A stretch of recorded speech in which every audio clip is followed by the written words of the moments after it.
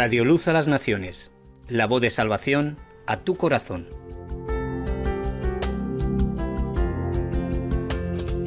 Oh, cantadmelas otra vez, bellas palabras de vida. Escuela Bíblica a la luz de la palabra, escudriñando las Escrituras. Yo soy luz, bellas palabras de vida. Luz a las Naciones, canal cristiano de comunicación, presenta a la luz de la palabra. Qué bellas son, bellas palabras de vida. Un estudio expositivo de la palabra de Dios, una presentación minuciosa de toda la Escritura, porque es inspirada por Dios y útil para enseñar, para redarguir, para corregir, para instruir en justicia, a fin de que el hombre de Dios sea perfecto, enteramente preparado para toda buena obra.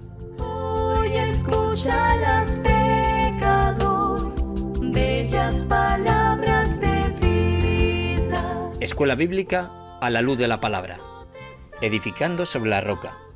Libro Hechos de los Apóstoles, por Loel Bruckner. Qué bellas son,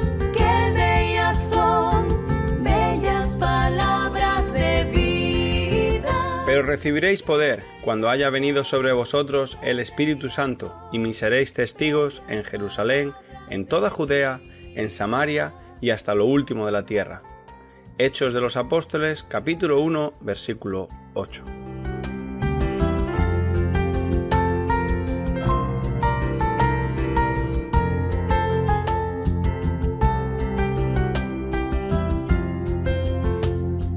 Grato el cántico sonará, bellas palabras de vida. Vamos a empezar el programa de hoy leyendo los últimos 10 versículos de Hechos capítulo 7.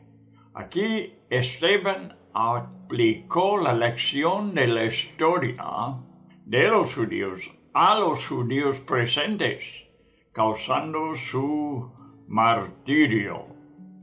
Dijo, versículo 51, duros de cerviz e incircuncisos de corazón y de oídos. Vosotros resistís siempre al Espíritu Santo, como vuestros padres, así también vosotros. ¿A cuál de los profetas no persiguieron vuestros padres y mataron a los que anunciaron de antemano la venida del justo, de quien vosotros ahora habéis sido entregadores y matadores? Vosotros que recibisteis la ley por disposición de ángeles y no la guardasteis. Oyendo estas cosas, se enfurecían en sus corazones y crujían los dientes contra él. Pero Esteban, lleno del Espíritu Santo, puesto los ojos en el cielo, vio la gloria de Dios y a Jesús que estaba a la diestra de Dios. Y dijo, he aquí, veo los cielos abiertos y al Hijo del Hombre que está a la diestra de Dios. Entonces ellos, dando grandes voces, se taparon los oídos y arremetieron a una contra él, y echándole fuera de la ciudad le apedrearon. Y los testigos pusieron sus ropas a los pies de un joven que se llamaba Saulo, y apedreaban a Esteban mientras él invocaba y decía, Señor Jesús, recibe mi espíritu. Y puestos de rodillas clamó a gran voz, Señor, no les tomes en cuenta este pecado. Y habiendo dicho esto, durmió. Muy buenas tardes, amigo oyente. Puedes ver cómo las palabras de Esteban incitaron a los judíos helenistas, causando su martirio. Pero Su propósito no fue enfurecerlos, sino despertarlos a la realidad, a la verdad. No es fácil oír la verdad en cuanto de nuestra rebeldía, pero solo así reconocemos la necesidad de tener un Salvador. Mientras vemos posibilidades nuestras, la tendencia humana es arreglarlas nosotros mismos. Allí entra la autojusticia, que es muy peligroso, porque nos lleva seguramente a la condenación. Tenemos que vernos incapaces de poder salvarnos y así rendirnos y creer en la obra que hizo Cristo. Tenemos que saber que Esteban hizo totalmente lo correcto. El evangelismo de hoy, mientras habla de amor, no lo demuestra por intentar de hacer el pecado cómodo con nosotros. Ve cuánto amó Esteban. Los perdona por haberle apedreado, igual que su maestro en la cruz. Precisamente fue el amor de Dios que le hizo hablarles tan fuertemente. Vio su peligro del infierno y con un intenso esfuerzo quería que salieran.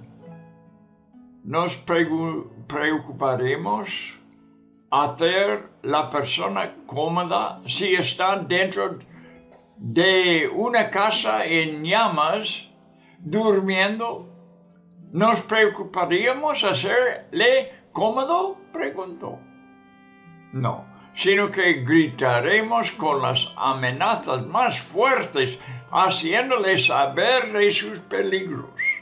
Tenemos que ajustar nuestros métodos de evangelismo y hacerlo seriamente.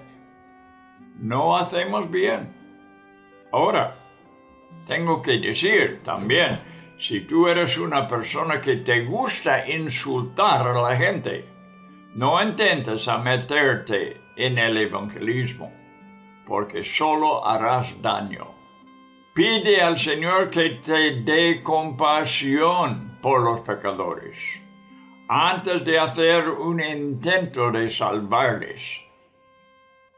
Pero estudia las predicaciones del libro de Hechos y verás lo que te estoy diciendo, que hubo siempre un intento de demostrar la verdad que hay en el corazón humano. Dijo Jeremías, engañoso es el corazón, más que todas las cosas, y perverso. ¿Quién lo conocerá? Jeremías 17:9. Jeremías fue otro evangelista que habló en términos muy fuertes, mientras lloraba por su triste condición. Bien, vamos a estudiar una vez más la predicación de Esteban para pecadores religiosos. La resistencia de los judíos ilustra el estado del hombre caído. La condenación de Esteban contra el Sanedrín y la sinagoga de los libertinos fue la condenación que toda la humanidad lleva. Las naciones gentiles no son mejores que los judíos. Y si Dios hubiera elegido cualquiera otra nación en su lugar, la historia no habría terminado mejor. Todos somos, como dice Esteban, duros de cerviz e incircuncisos de corazón y de oídos, y resistimos siempre al Espíritu Santo. Si no fuera por su iniciativa, o sea, el Espíritu Santo, y paciencia al tratar con nosotros, no habría absolutamente ninguna esperanza. Nuestra naturaleza pecaminosa nos conduce a correr siempre en la dirección contraria a la suya. Y el hecho de que nos hayamos acercado es porque Él nos atrajo. Todas las gracias y la gloria le pertenecen a Él. Los dos mensajes de Pedro y ahora el de Esteban hicieron una incisión cortante y profunda por medio de la espada del Espíritu, la palabra de Dios. Los judíos que resistieron a Esteban tenían los genes de sus antepasados, que resistieron a los profetas, que profetizaron de aquel a quien ellos crucificaron. Una evangelización que no incluye un intento de hacer ver al pecador su depravación no será efectiva, porque todos somos traidores y asesinos. Todo intento de esconder la verdad y cada esfuerzo religioso de autojustificación tienen que ser descubiertos, como reveló el escritor de Hebreos. Hebreos capítulo 1, empezando en versículo 14. La palabra dicha por medio de los ángeles en el Antiguo Testamento, está hablando, fue firme. Y ellos son todos espíritus ministradores, ¿quieres? Los ángeles, enviados para servicio a favor de los que serán herederos de la salvación. En capítulo 2, versículo 2, dice, toda transgresión y desobediencia recibió justa retribución y fue dado por ángeles. Ahora tenemos el Nuevo Testamento, que nos fue dado por el Hijo de Dios mismo. Lo declara el escritor de Hebreos también. Pero la gente rechazó esta palabra sobrenatural y celestial, y con ellos también a la palabra hecha carne, sea Jesucristo. Por los siglos rechaza continuamente la invitación hecha por el Espíritu Santo y la novia, la iglesia, escrita por Juan en Apocalipsis. También rechazará las plagas usadas por Dios en la gran tribulación para llevarla al arrepentimiento. Y finalmente rechazará el reino justo, literal, de 1000 años de Cristo mismo sobre la tierra. La humanidad seguirá a su enemigo a la condenación final y eterna. La dureza del corazón humano es inmensa, más allá de toda comprensión. Bueno, estamos llegando ya al versículo 54. Dijo Esteban a los judíos, vosotros que recibisteis la ley por disposición de ángeles y no la guardasteis, dijo. Ahora Él está hablando del Evangelio, Él está hablando en el Nuevo Testamento, Él está bajo la unción del Espíritu Santo y su palabra no es recibida. Cuando Pedro habló en el segundo capítulo de los Hechos, la gente fueron compungidos de corazón y dijeron, hermanos, ¿qué haremos? ¿Qué esperanza hay para nosotros? Ellos estaban bien sinceros y querían ver si Dios tenía un remedio para ellos. Estos no, también fueron compungidos de corazón, pero respondieron de otro modo. Vamos a seguir con el estudio. En versículo 54, ¿diría alguien que Esteban fue agresivo y severo en su presentación? ¿Hay alguien que así lo piensa? Tal reacción se debe al entendimiento humano, el entendimiento carnal. Son los mismos pensamientos que motivaron a los judíos a apedrearlo. Unos se enfadaron, se llenaron con ira y lo apedrearon. Otros están pensando también que lo que Esteban está diciendo es agresivo y severo. Bueno, es el mismo espíritu. Es la misma carnalidad de no comprender cómo hace Dios las cosas. No. Su declaración estaba llena de compasión, sacrificando su vida por haberlo dicho.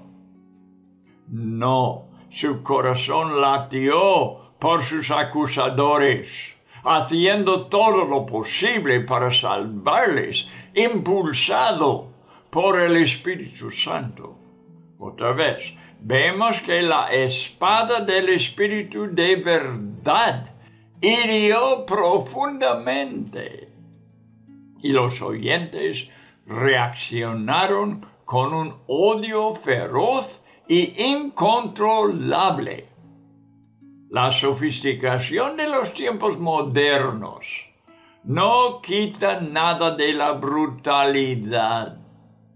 Warren Wiersbe, a quien cito muchas veces, nos dice que tal depravación loca obra hoy también. Sépalo, secuestran personas. Lo has leído, lo has visto en las noticias en tu televisión. La gente en el mundo secuestran personas, detonan bombas, que matan y mutilan a personas inocentes, asesinan, y lo hacen todo en nombre de la religión o la política. Sofistican su violencia, pero es la misma violencia que tuvieron para acabar con Esteban. El corazón del hombre no ha cambiado, dice Warren Wiersbe, ni puede cambiarse. Fuera de la gracia de Dios, la única esperanza. El griego literal, donde dice enfurecían en sus corazones, es aserrados en medio. Y ahí termino de citar a Warren Wiersbe.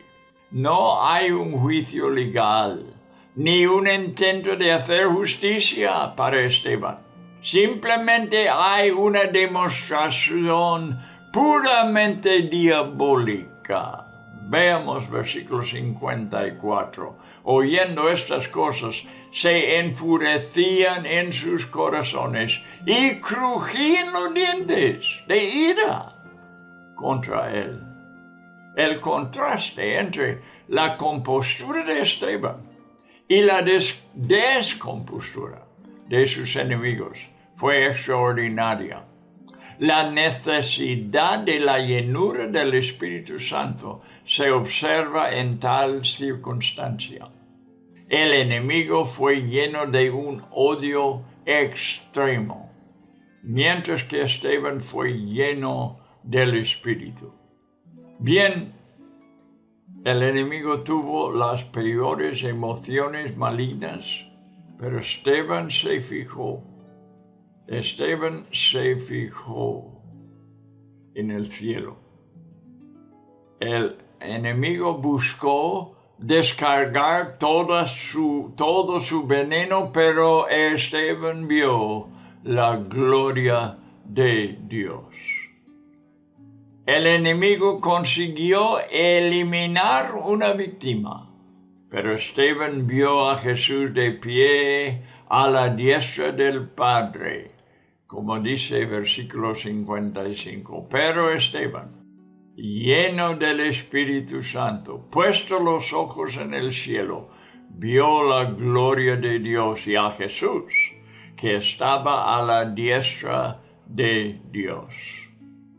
Esteban no pudo guardar silencio al ver la gloria en su mirada y clamó, viendo la realidad de Jesús de Nazaret, delante del trono celestial. Vamos a ver, versículo 56. Y dijo Esteban, he aquí veo los cielos abiertos y al Hijo del Hombre que está a la diestra de Dios. Su exclamación fue el testimonio final de una verdad insufrible a los oídos impenitentes de almas perdidas. Intentaron gritar más fuerte, cerraron sus oídos al clamor de triunfo y corrieron para arrojar piedras sobre su cuerpo para silenciar su voz. Vea versículo 57. Entonces ellos, dando grandes voces, se taparon los oídos y arremetieron a una contra él. Esteban fue a Cristo fuera del campamento, llevando su vituperio, como dice en el libro de Hebreos, hacia el último. El joven Saulo de Tarso presenció una escena de la que jamás se olvidaría. Llegó el día cuando él abandonó todo sentido de dignidad delante de Dios, acordándose de su aprobación del martirio de su siervo, el siervo de Dios Esteban. Él guardó la ropa de los asesinos, mientras actuaban con la furia del infierno, y consintió en su muerte. Veremos el versículo 58 otra vez. Echándole fuera de la ciudad, le apedrearon, y los testigos pusieron sus ropas a los pies de un joven que se llamaba Saulo. Nosotros ahora, ¿cómo lo conocemos a este joven? Como el apóstol Pablo, como fue transformado. Pero esta es una historia del futuro todavía para nosotros. La gloria de la visión de Jesús, cuando Esteban miró al cielo, atenuó los golpes de las piedras sobre todo su cuerpo, porque Jesús está presente al morir los mártires. Algunos han muerto cantando.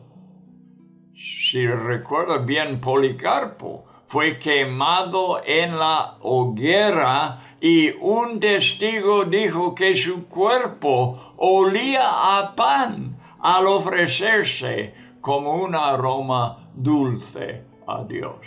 Sí, en el martirio es evidente lo sobrenatural, no siempre para salvar de la muerte, sino para manifestar la presencia de Jesús en esa hora.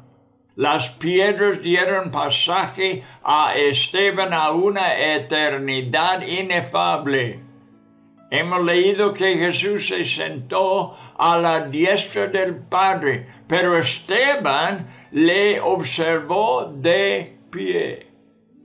Algunos predicadores han interpretado bien la postura del Señor en este punto, diciendo que estaba de pie para recibir el alma de Esteban, que pronto partió para encontrarse con el Señor. Tuvo el privilegio de dar su vida por su rey. Sí, la vida de Esteban terminó clamando a Dios, porque solo el cielo suple el poder dar un testimonio victorioso en tiempos como estos. Su voz aún tuvo fuerzas para pronunciar 2 frases más que procedieron del Espíritu Santo en el interior humano de Esteban, concediéndole el honor de presentar a Cristo aún en su muerte. Clamó semejante a como lo hizo Jesús, diciendo: Señor Jesús, recibe mi espíritu. ¿Qué es lo que Jesús clamó en la cruz? Vamos a verlo en el Evangelio de Lucas, capítulo 23 y versículo 46. Jesús dijo estas palabras desde la cruz. Entonces Jesús, clamando a gran voz, dijo: Padre, en tus manos encomiendo mi espíritu. Y habiendo dicho esto, expiró. Igual que Esteban, en su muerte dijo: Señor Jesús, recibe mi espíritu. Y entonces, sin ningún indicio de venganza hacia sus enemigos, dijo a gran voz: Señor, no les tomes en cuenta este pecado. ¡Qué amor, qué compasión! Más allá de lo que sea posible para un ser humano. Él está lleno del amor divino. No es una demostración del amor humano. Señor, no les tomes en cuenta este pecado.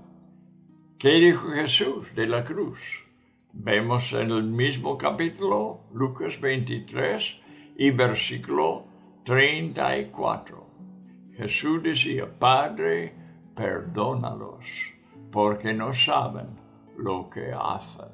Y repartieron entre sí sus vestidos, echando suertes aún. Pero Jesús está con otra actitud en la cruz, todavía lleno de compasión por los que le clavaron allí. ¡Ah, qué compasión! ¡Qué tremendo es el amor de Dios! Si no me equivoco, solamente el Evangelio de Lucas cuenta estos clamores que salieron de los labios de Jesús. El mismo que es el escritor del libro de Hechos. Así que él puso las palabras de Jesús en la cruz, que son las mismas, idénticas con los que de Esteban. Tenía que ser muy significativas para Lucas al saber que Esteban pronunció las mismas palabras también en su muerte. Pues así termina el capítulo 7 de los Hechos, con el martirio de Esteban, con las últimas palabras que pronunció. Y allí vemos, yo creo, el cristiano lo verá claramente, que todo lo que dijo, y eran palabras duras, no lo negamos. Habló duramente a ellos, pero ve al final la compasión que tuvo por ellos. Así que las palabras duras también eran palabras de compasión, porque sabía que solamente así podría despertar el alma del hombre a reconocer la verdad espiritual de que eran pecadores desde sus padres, desde toda su historia. Ellos tenían los genes de sus padres que mataron a los profetas que resistían la obra de Dios, como ahora estos helenistas judíos están acabando con un hombre que les habla la verdad, con compasión, con amor, como nos instruyó el apóstol Pablo. Bueno, él escuchaba también estas palabras. Y quizás esto le ayudó a rendirse al Señor con el tiempo. Cuando menos, le hizo consciente de cómo es el amor de Dios cuando era ya un cristiano y pudo escuchar, pudo quedar en sus oídos las palabras de Esteban y supo Saulo, o sea, Pablo, que eran palabras, aunque muy fuertes, pronunciaba la verdad con amor. Vamos a pasar ahora a capítulo 8. Aquí vamos a ver que el Evangelio se extiende desde Jerusalén a Samaria. Y vamos a ver cómo se extiende. Vamos a ver cómo el Evangelio se extiende en nuestros días, de una parte a otra. Vamos a abrir a capítulo 8 de los Hechos, los primeros 3 versículos, para empezar con este estudio. Es una introducción a este joven que estaba guardando la ropa de los que apedrearon a Esteban. Una introducción a Saulo de Tarso. ¿Quién fue este joven? Dice en cuanto de él, su actitud, aquí nos revela su actitud cuando estas gentes mataron a Esteban. Dice, Saulo consentía en su muerte. El joven también estaba de acuerdo. Era igual como ellos, un helenista. ¿Qué es un helenista? Un helenista es un judío que vive fuera de Israel y habla el lenguaje griego. La palabra helenista quiere decir una persona cuando menos de habla griega. Él habla griega y por eso los llamaban helenistas. Estaban en Jerusalén por un tiempo, pero eran extranjeros, aunque fueran judíos. Y por eso los judíos llamaban a esa gente que vinieron de otros países y hablaban griego, les llamaba helenistas. Hemos estudiado que la palabra Ela es la palabra griega para su nación, Ela. Así que los ciudadanos son helenistas. Bien, repitiendo algo que hemos aprendido en el pasado. Dice que este joven Saulo consentía en su muerte.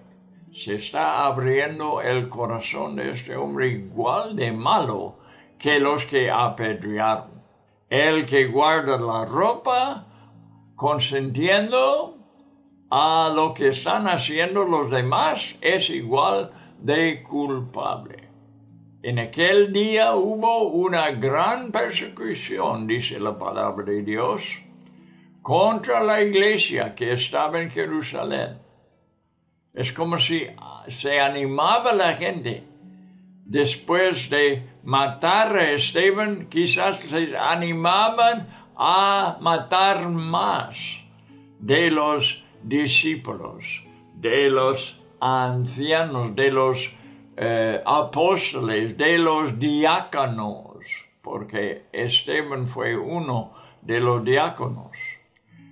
Bueno, seguimos leyendo. En aquel día hubo una gran persecución contra la iglesia que estaba en Jerusalén. Y todos fueron esparcidos por las tierras de Judea y de Samaria. Fueron huyendo de la ciudad, salvo los apóstoles. Ellos quedaron. 2, versículo 2. Y hombres piadosos llevaron a enterrar a Esteban e hicieron gran llanto sobre él. Versículo 3. Y Saulo asolaba la iglesia y entrando casa por casa, arrastraba a hombres y a mujeres y los entregaba en la cárcel. Bueno, primeros 3 versículos que nos habla de más persecución que nunca contra la iglesia, animándose por haber matado a Esteban.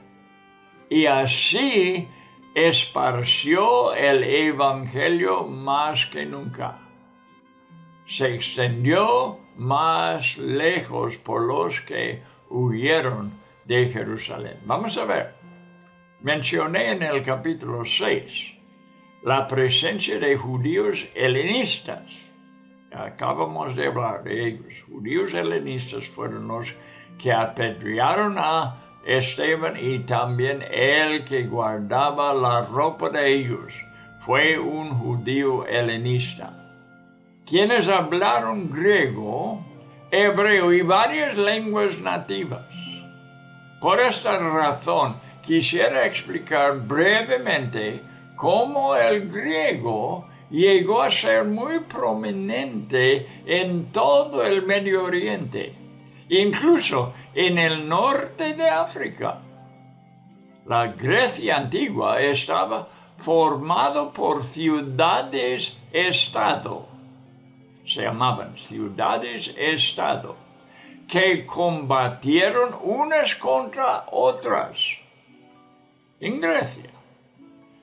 Hasta el tiempo moderno seguía esta manera de estar peleando entre sus mismos paisanos. Y hasta el tiempo moderno se formó un gobierno central. Ahora conocemos a Grecia como es un solo país, pero en los días de los apóstoles estaba dividido según las ciudades, Atenas, Corinto, todos eran enemigos unos de los otros. Filipo número 2, el conquistador, Filipo de Macedonia, fue un gran conquistador de Macedonia, es decir, él venía de Macedonia. Y desde allí conquistó otras ciudades de Grecia. Fue asesinado a los 46 años, no pudiendo cumplir sus ambiciones. Pero su hijo, ¿cómo se llama? ¿Sabe quién es su hijo? Alejandro Magno, muy famoso por toda la historia universal. Él conquistó una gran parte del mundo conocido, no solamente Grecia, sino muchas otras naciones. Este murió, ¿sabes tú? A los 30 años solo, y tampoco hizo nada para centralizar un gobierno nacional en Grecia. El siguiente imperio, ¿cuál fue? Roma. Sí, lo hizo. O sea, ellos centralizaban en Italia. Roma estaba unida. Sin embargo, Roma, una gran potencia militar, hay que saber, hay que entender que el imperio romano consistía de soldados, era muy potente militarmente. No fue fuerte culturalmente como los griegos, sino que Roma captó la cultura y religión de Grecia y las esparció por sus muchas colonias. Los 4 generales de Alejandro tomaron control de los territorios que él había conquistado y combatieron uno contra otro, como las ciudades en Grecia. Los soldados de Alejandro no se unieron, pelearon ellos también, uno contra otro. Por esta razón también Grecia nunca formó un gobierno central fuerte. Sin embargo, los ciudadanos griegos colonizaron todo el Medio Oriente y debido a su presencia en estas colonias, por la influencia de Roma, por estas causas estoy diciendo, por las colonias griegas en todo el mundo, por la influencia de Roma que adoptó la religión y la cultura de Grecia.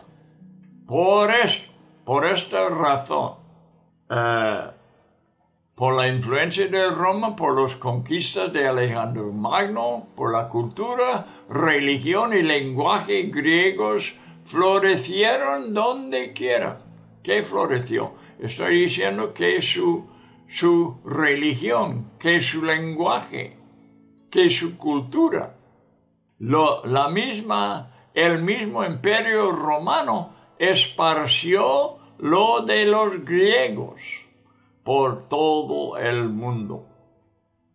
Por supuesto, Grecia contaba con famosos filósofos como Platón, como Sócrates, como Aristóteles, que continúan siendo de gran influencia en todo el mundo moderno.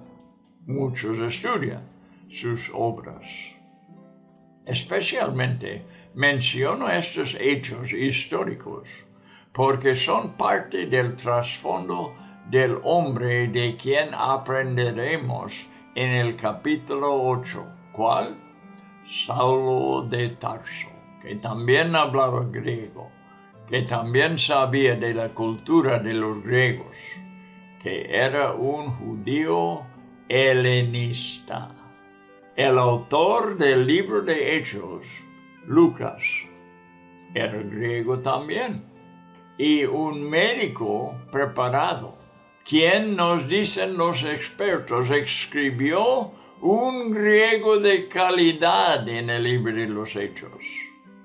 Nuestro autor que estamos estudiando era Lucas, un médico en su día.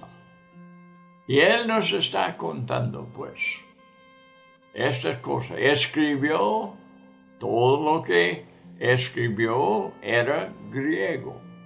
Él tenía un plan cuidadosamente diseñado al seguir el desarrollo de la gran comisión de Jesús, empezando en Jerusalén. Vamos a ver este plan, ya se está realizando. Los primeros capítulos que hemos estudiado, los primeros 6, hablaba del Evangelio en Jerusalén, para darnos una idea cómo fue la iglesia primitiva, cómo fue la primera iglesia, y cómo formó, qué practicaba, etc. Ahora vamos a ver más de la extensión del Evangelio fuera de Jerusalén. Después de que mataron a Esteban, vino una seria oposición contra los cristianos. El temor de Dios. Recuerda que hemos hablado de que el temor de Dios vino sobre los ciudadanos en Jerusalén, no solamente la iglesia. Pero ya hay un cambio después de matar a Esteban. El Sanedrín encarceló a los apóstoles durante una noche, en 2 ocasiones, y la segunda vez un ángel les libró. El concilio los encontró enseñando en el templo, los arrestó una vez más y los azotó. Sin embargo, la población en general guardaba la distancia de los cristianos porque el poder manifestado y la presencia de Dios entre los creyentes refrenó la persecución por temor a las repercusiones celestiales. Al no haber caído un juicio evidente sobre Jerusalén, después de que Esteban fuese asesinado, los ciudadanos se animaron a tomar pasos más serios en contra de la iglesia, y Saulo de Tarso estuvo al frente de la persecución. Lucas demostró que Dios utilizó esta manera para que el evangelio se esparciera en Judea y alcanzara a Samaria. Este ha sido un principio espiritual que podemos observar muchas veces a lo largo de toda la historia de la Iglesia. La oposición solamente da fuerza al Evangelio y le hace prosperar más que nunca. Por esta razón, empezó la segunda etapa de la Gran Comisión ya en capítulo 8. Judea, alrededor de Jerusalén, era el territorio Judea, en lo cual estaba Jerusalén. Pero ya este territorio fue expuesta al Evangelio, porque aprendimos, aunque fue expuesta antes, ahora más se llena con el Evangelio ese territorio, pero ya estaba familiarizándose con el Evangelio, porque nos dice en capítulo 5, versículo 16, que los enfermos de las ciudades cercanas de Judea a Jerusalén vinieron a Jerusalén para ser sanados. Pero ahora los cristianos, huyendo de la persecución en Jerusalén, que había en Jerusalén, ya se establecieron en Judea y también en el territorio de Samaria. Bueno, vamos a ver lo que pasa. De aquí en adelante nos va a contar esta historia. En capítulo 7, versículo 58, Lucas nos introduce a este joven hombre Saulo. Porque a partir de ahora, esto tiene que ver, ese es el plan de Lucas.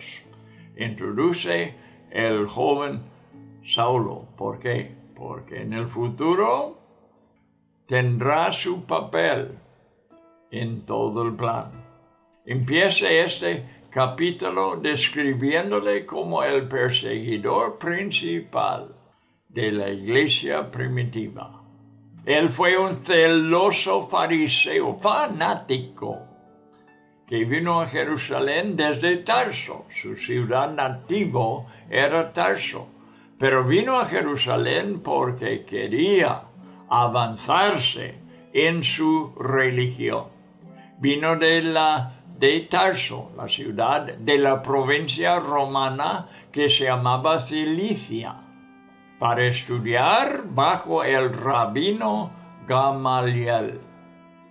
La palabra griega para consentía en versículo 1 significa que no solamente estuvo de acuerdo con la ejecución no autorizada de Esteban, porque no fue autorizado, sino que se sintió satisfecho con ella.